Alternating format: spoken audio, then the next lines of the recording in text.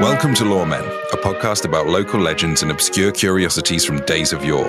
I'm James Shakeshaft. And I'm Alasdair Beckett-King.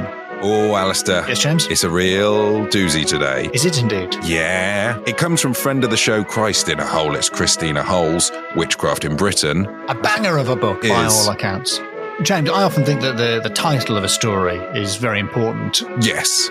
What is the name of your tale today? It's a Welsh zombie vampire wizard. The Welsh zombie vampire wizard? Yeah, the very same. The Welsh zombie vampire wizard? Yeah. Well, I'm sure there can't be many.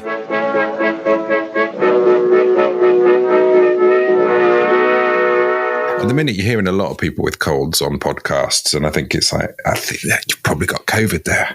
Maybe. But you're sounding better, James. Oh, much better. I think there's still a little something, but it's broadly workable. I'm glad you've recovered. Pardon? I'm glad you've recovered. I'm glad you're feeling better. I thought you said you're glad I'm in a cupboard. Well, I'm glad you're in a cupboard. I know that you are in a cupboard, but... that's why it threw me. I'm not glad. I'm sad you're in a cupboard. It's a nice cupboard. It's got all the second tier duvet covers. Oh, what tog are we talking? Oh, no, just the covers. Oh, I'm sorry. I've made a fool of myself. Actually, We have one of them double duvets. It's getting to the point actually where I need to crack that out. You know when you have a duvet and then it's got a mate that velcros to it to double the tog? I know very well. Yep. We've got, I don't know if this is too fascinating, so stop me if it becomes too interesting. We've got one which is different togs on either side. What? So that... how does that work? So that to choose a pronoun at random, he could have a tog which is thicker than her to choose a second pronoun at random. Oh, you mean like left and right sides? Yeah, James, there's nothing stopping you rotating it by 90 degrees. This is a free country. I thought you meant like side, like heads and tails. And that also doesn't make sense. But you could have that. I mean, the only alternative would be to how could you have that on the diagonal axis of symmetry, like toast? But why would you want the bottom right corner of the bed warm? Ridiculous. I don't think I'm making. I'm not going to make sense when I do make sense. Ironically, please go ahead. I thought you meant like imagine. So we've used the bread analogy, kind of, because it's toasty. Imagine cheese on toast. I'm imagining it. I thought you meant you had different togs for the cheese and the toast. That makes no sense at all. How could you even do that? They would be cumulative, James. Unless little funnels. Could you have funnels? No, you couldn't. No. Wait a minute. Also, copyright this next bit. Pop this next bit on a tape and mail it to me. What brilliant idea have you just had? If you had a duvet, right, and its fibers were made up of little funnels so that when you wanted it warm, you put it on so you had loads and loads of little hats, side up funnels. Yes. And then to be cool, yeah. To cool yourself, you'd flip it over so it was like trumpets blasting the heat away from you. Would that work? I mean, I'm no scientist. That's shocking to me. I guess we'll never know unless you find an investor for your hat trumpet duvet. The last thing I would want to do is trample on your creativity by saying that definitely would not work. So let's find out. Yeah. Let's get in the lab. Oh, well, we'll never know. Alasdair.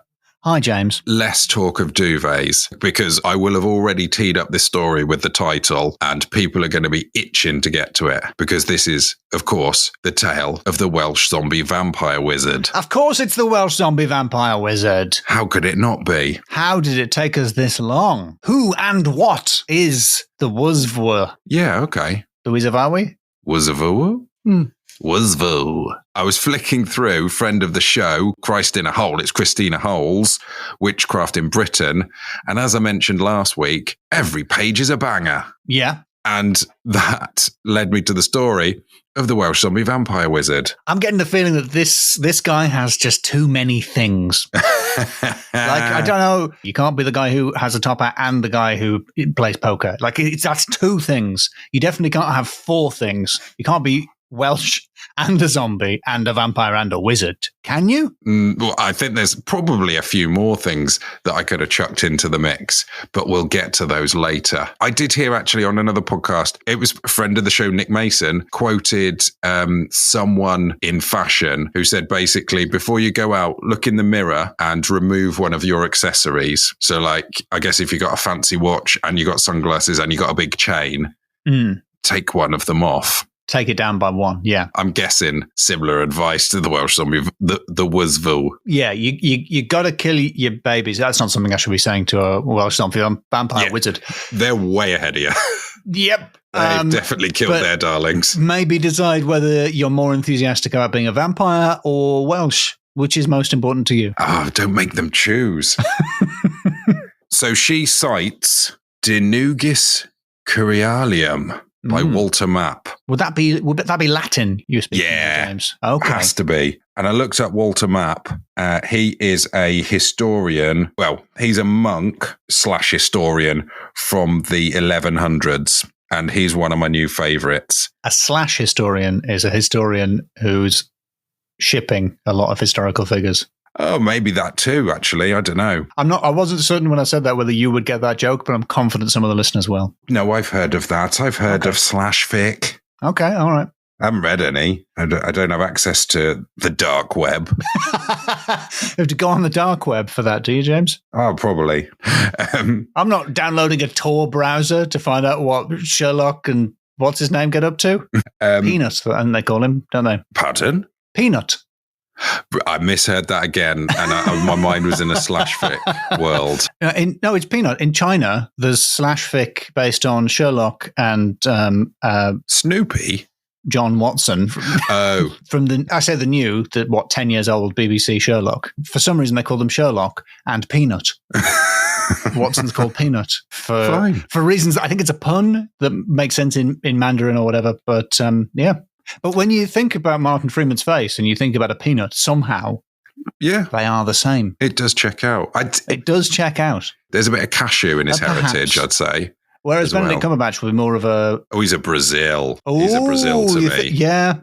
He's a big Brazil nut. Oh, just distracting us again from the old Wuzvu. Doing a thing at the moment with the children and I'm trying to encourage them to eat 30 different plants a week, like unique different things. I mean, this is simply your life. Yeah, I'm a vegan. I don't know if I eat 30 different plants. I do come back to the same plants. It's not as difficult as it sounds. We did a bit of a nut grading the other day, and Brazil came out high. As a vegan, I guess this is like teaching grandma to suck eggs or aquafaba. In this case, thank you very much. That is one for the vegans. That's very good. That's a very good joke for the vegans. Little joke for the vegans. Way better than my slash history joke. There's crossover. The two communities, yes. But back to Walter Mapp. Yeah, Wally Maps. If you haven't closed that Tor browser that you just opened to get up your Sherlock slash fic, have a look at his Wikipedia page and his picture. He looks such a cheeky little so-and-so, I think. All right, I'm going to do this now. You'd already told me that he was around in the 12th century. I was expecting a photograph, I have to be honest. I know that I'm wrong there, but it is a drawing of a cheeky little so-and-so. It's looked very cheeky. He's writing his book with a trowel. With two trowels. Sorry, yeah, he's got a trowel in each hand. He's double troweling. Fingers are very well done. Maybe I've just been looking at a lot of AI, but the fingers are very, very well drawn. Everything else I'm not so sure about. He looks like the boy that turns into Casper, the friendly ghost. He does. He's got a Richie Rich Casper vibe. But yeah, he was a historian, and I'm really warming to him. The couple of quotes that I've seen, they've made me like him. The first quote is, "If die I must, let me die drinking in an inn." Oh, nice one, monk. Being a monk really hit different in those days. Yeah, yes. Didn't it? They were drinking and reveling a lot more than I think they are now. Yeah, he doesn't hold back from having a pop at some other monks. So just for context, before I read this next quote, the Cistercians, which I presume is the pronunciation, is another format of Benedict monk. Right, so it's a subgenre. I think so, yes. Benedictine, right. He says the Cistercians do not eat meat. Yet they keep pigs to the number of many thousands and sell the bacon, though perhaps not quite all of it.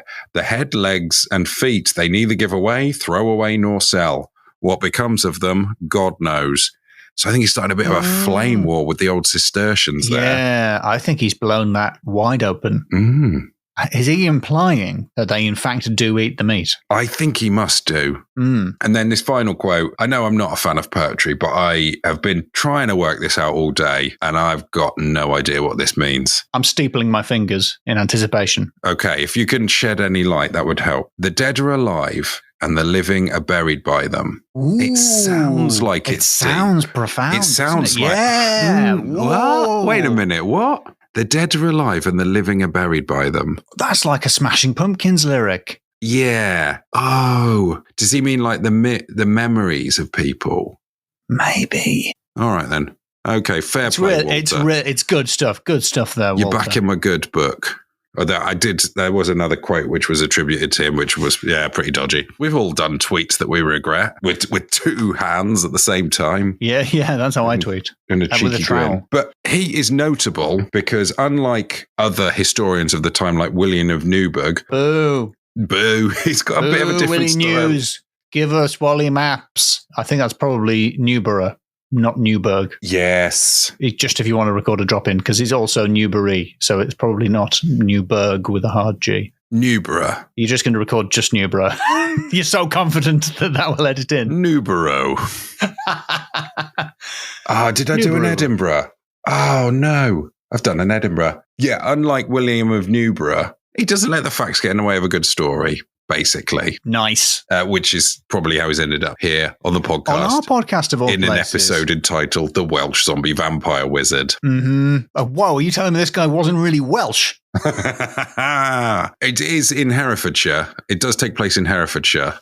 And so maybe not even really Welsh. Maybe not even Welsh. You just don't know what to believe these days. There's so much misinformation out there. So, yeah, his major work is De Nugis Curialium, or Courtier's Trifles. The story concerns a Sir William Loudon, or Lorden, who came to the Bishop of Hereford, Gilbert Folliot, or more likely Gilbert Folliot, to seek advice. So he'd lived in a house and he seemed to sort of have a bunch of people staying there, like lodgers and stuff. And for some reason, one of those lodgers was a Welsh criminal.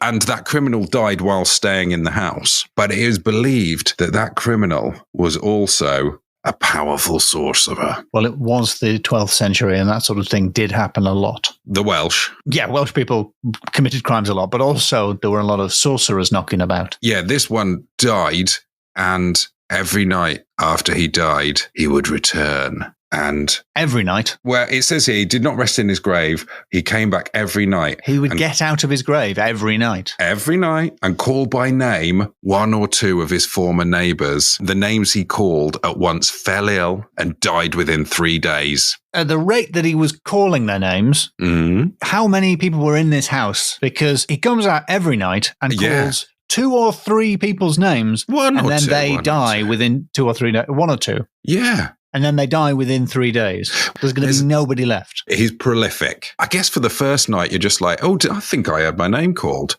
Yeah. And then, by the time you get to die, you've already got, there's other people who are realizing what's happening and what's going to happen. Yeah. So the bishop, Gilbert Folliot, told Sir Walter Loudon what he needed to do was dig the dead witch or sorcerer's body up, behead it, then rebury it in the same grave after that had been thoroughly doused with holy water. Now, for me, that commits the ultimate crime of a recipe of the paragraph entitled Meanwhile. Yes, you're absolutely right there. Because what I would have done is I would have dug up that Welsh zombie vampire wizard, because that is what we are talking about. In fact, Welsh criminal zombie vampire wizard, to give him his full title, beheaded him, reburied him, and then gone, absolutely. And then you'd read the last section and it says, I was meant to preheat that oven. Dousing him with, I probably wouldn't even have got holy water at that point. Yeah, I'd have had to unbury him. I might have even tried to cut corners and just pumped a load of holy water over the grave and just hoped it soaks in enough. Yeah. What's worse, the ones where they say meanwhile, or the ones where they say put the oven on at this temperature and then you don't put anything in the oven for about 40 minutes. It's like, I'm not made of oven. Tell me to put the oven on at a reasonable time. I'm just going to have it on in the background while I'm dicing the whole time. When they tell you timings of how long a recipe's going to take, and it's like cut 17 carrots in 5 minutes. No. That's a whole day for me. Yeah. Or at least one finger down. And then how to adjust the timing for the cooking based on the presence of a finger. I just can't do those calculations. No, you can't do the adding up for a start. Without the finger, yeah. Exactly, yeah. So they did all that, and I guess they did it right, or I guess they didn't do it right because it had no effect at all. The Welsh criminal zombie vampire wizard came back again, and this night he called, and I'm going to do my best impression of a Welsh criminal zombie vampire wizard. He called the name. Oh, I've forgotten how to do a Welsh accent. Hold on. I need to do my get in line. I've forgotten my getting in line. Have you got a getting in line for Welsh? Oh, I don't know. Something. I've had my Welsh accent criticised by many Welsh people, but I think it's absolutely fine. I think it's fine. Okay, so Walter Loden. That's Scottish. Sounding a little bit Scottish. He wasn't a Scottish zombie vampire wizard. No, he's definitely Welsh. I think the other elements are complicated. There, right? This. We've got the zombie and the vampire. Oh, I didn't get the teeth. Hold on. I mean, ultimately, yeah, what he's doing is he shouts the name Walter Loudon. Yeah, but what accent is he shouting it in, James? You can't. It's going to be Welsh. It's got to be Welsh. It's got to be Welsh. What would that? And I think that would sound a little bit like what? Walter Loudon. It goes Scottish. As soon as you add the zombie to Welsh, it goes Scottish. Hold on. What is it? What's a Welsh person? Welsh people speak like that. Normal. They talk like they say South Walian voice, right? Easy. Walter Loudon. Walter Loudon. It's gone Scots. Right. Well, I think we've hit something. Loudon. Welsh plus zombie equals Scottish. Which means Scottish minus Welsh equals zombie. Yeah, I guess so. Yep. You can't argue with facts. No, it's a simple equation. Walter Loudon, he says. Yes, he does. In a sinister voice. Yeah. So like, he's got 3 days. That's my name, actually. He doesn't wait 3 days, though. Walter Loudon. I think that might be why, because I keep thinking that should be a Scottish name. The name might be what's causing the problem. Let me try. There was my bike gone. That's my in phrase. There was my bike gone. Dinner for Mike. Wedding mend. Alasdair Beckett-King. It's gone Scots again, even with your name. But again, Alasdair is a Scottish name. It has, hasn't it? David Jones. Actually. Yeah. Yeah. Okay. Mm-hmm. So, James, you can only say Welsh names in a Welsh accent. It seems so. Every other name has to be Scottish. Yes. In a Welsh zombie accent, sorry. In a Welsh zombie accent, yeah. In a Welsh zombie vampire wizard accent. It's got real Biker Mice from Mars vibes, this title. Yeah. Real samurai pizza cats. Yes. Welsh zombie vampire wizard. Doesn't quite fit. It hasn't quite got the cadence. Maybe over here they'd be called like Welsh undead vampire wizards or something. The problem is that Welsh is one syllable. Because vampire, zombie, and wizard are 2 syllables. We need 2 syllables for the first word, and then you got yourself a Ninja Turtles going on.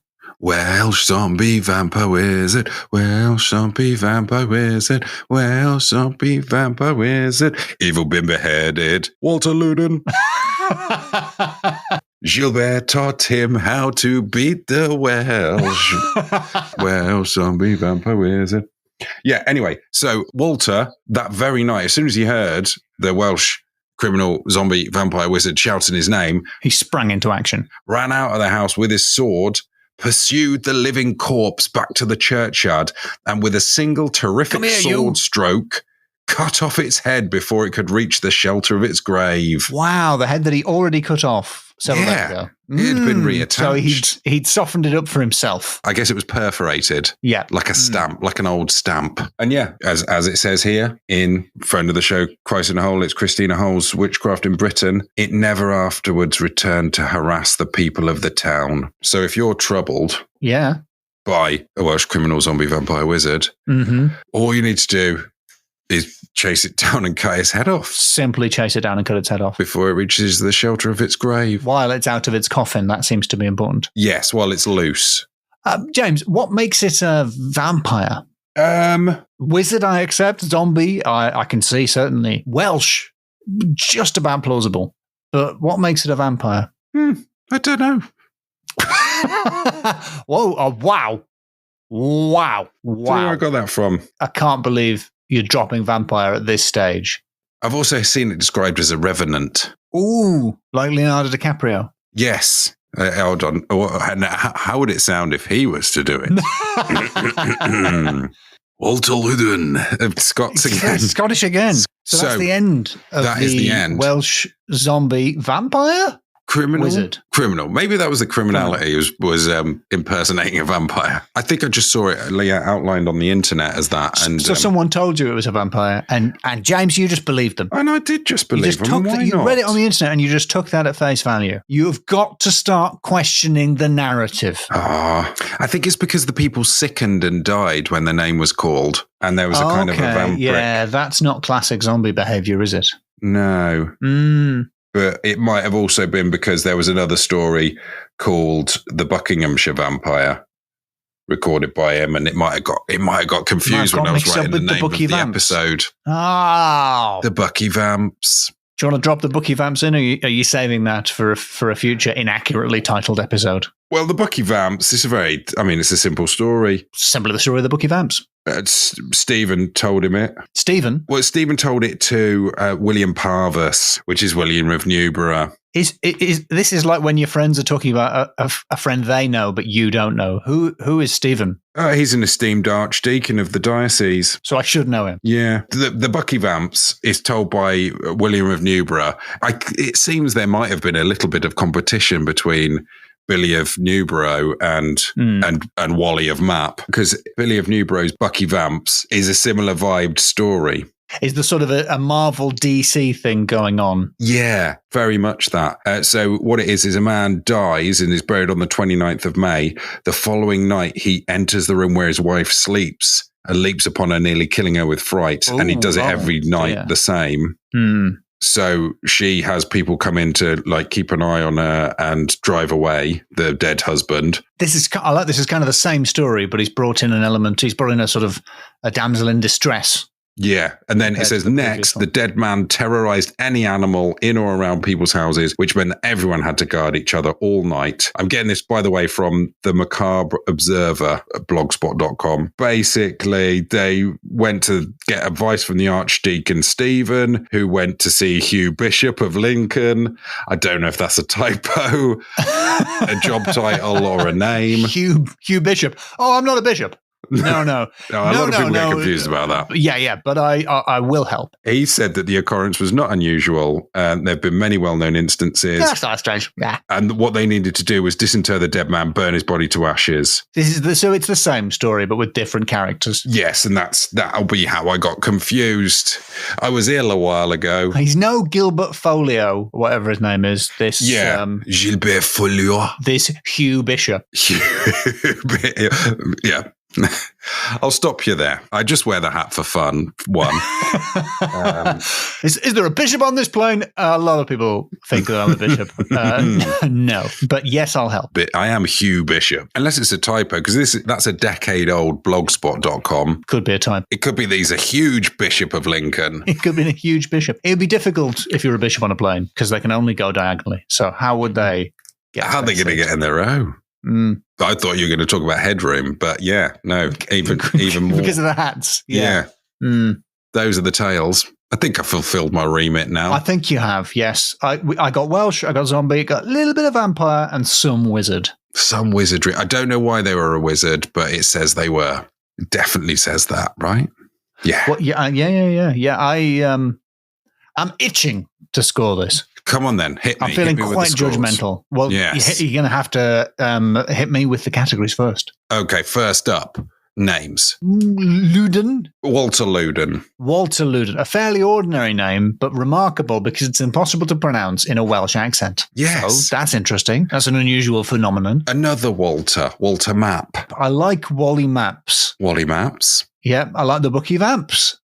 That was an unintended addition, but I'm going to take the scoring. Yeah, it's valid. I'm going to allow this. Billy of What else have we Newburgh. got name-wise? Yeah, Billy of Newburgh. Lest we forget Hugh Bishop. Yes. Yep. Newburghs before Huberus. Hugh Bishop is good because he's not a bishop, we think. So I'm going to say it's 3. Okay. The silliness quotient was just a little bit low for me. Hold on. I think I've got a way to eke out one more point. Okay, let's hear it. The Wuzvoo's MO was to shout someone's name. Oh, so names are actually part of the story. Surely. Gosh darn it, James. I've no choice but to raise that to a 4. Yes, I've eked it. Out. I'm not happy about it. No, I wouldn't be. And second category, supernatural. So very high. Yes. Very high. Every night he came out. Every night, this undead. They beheaded it once.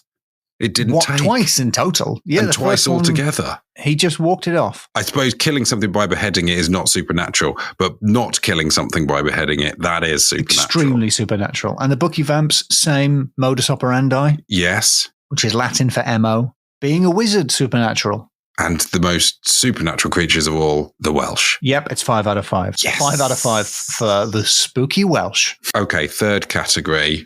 Steak for 30 minutes. Like a recipe. Like in a recipe, and it would say bake for 30 minutes, but this is steak because this is a vampire. As a pun, it's confusing because steak is also a kind of food. Yeah, it is a kind of food. It's a confusing pun. Yeah. But yes, we had 2 recipes for killing a vampire. The first half of it's just going to be like an essay about how much your kids enjoy staking vampires. And you have to scroll down. It's like, okay, beautiful photographs of vampires, but where do I get to the actual quantities? They have the ingredients for killing an undead person on one tab, and then the method for killing an undead person on the other tab.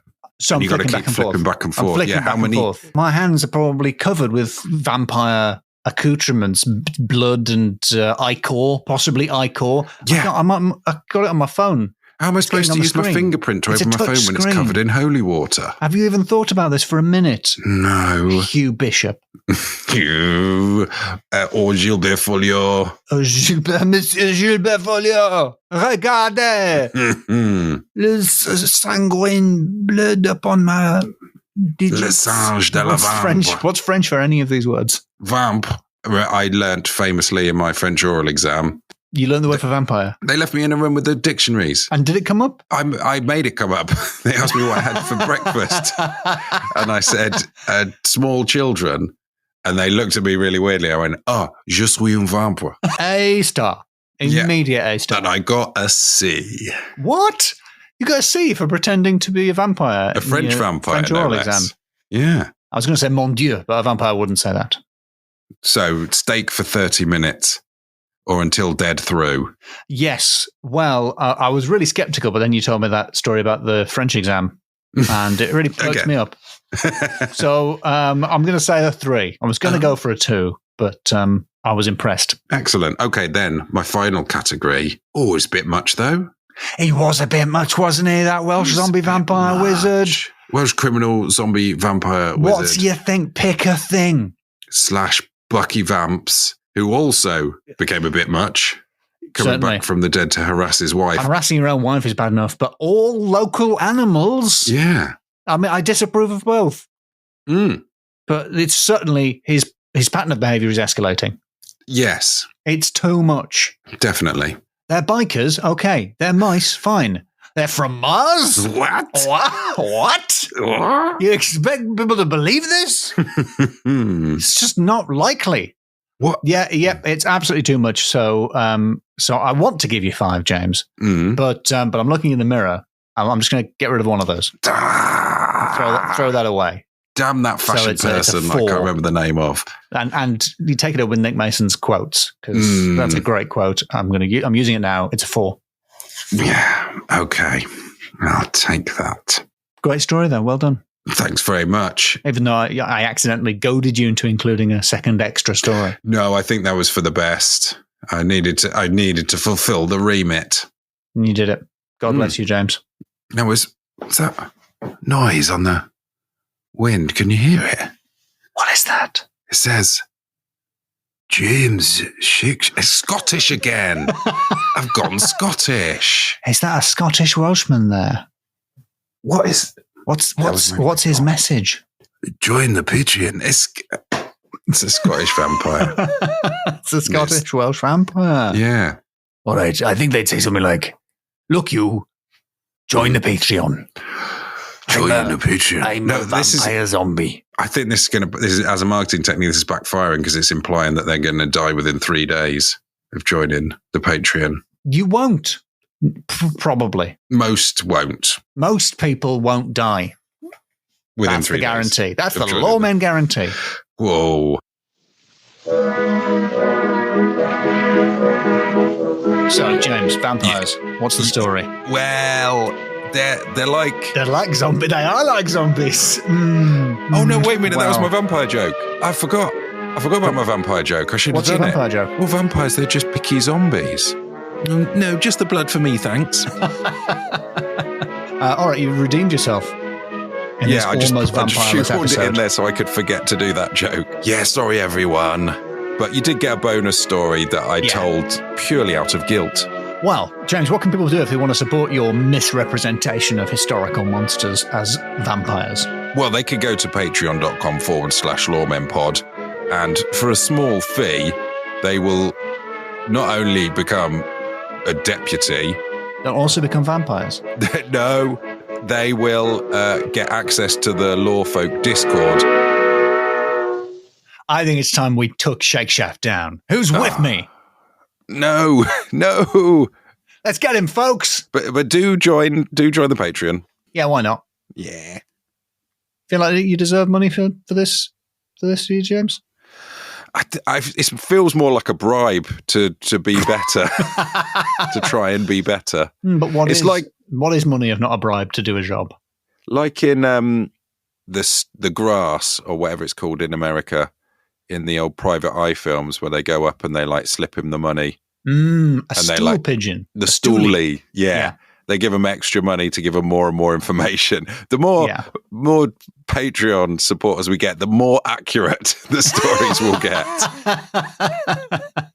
I'll stop throwing in random things that are wrong, like the county where the Battle of Hastings happened, or whether or not someone was a vampire.